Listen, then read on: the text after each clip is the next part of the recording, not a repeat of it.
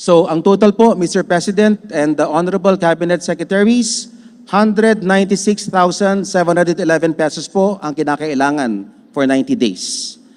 Ito po yung anticipated response po namin. So naka-input na dyan po yung maaaring kailangan, naguguli na pera para po maging maayos po yung aming response.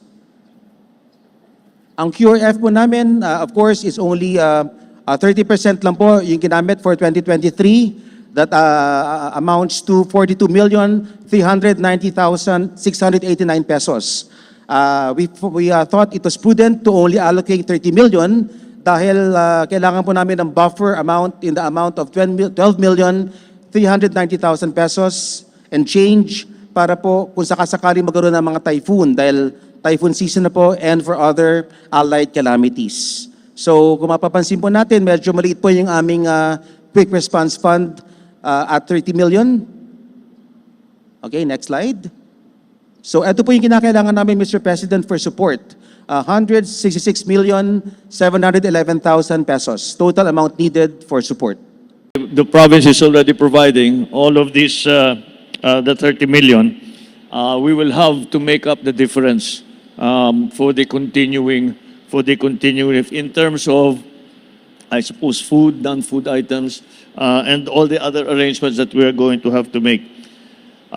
Okay, the final figure of 166,711,000 is something that we can tignan natin where that is all supposed to go.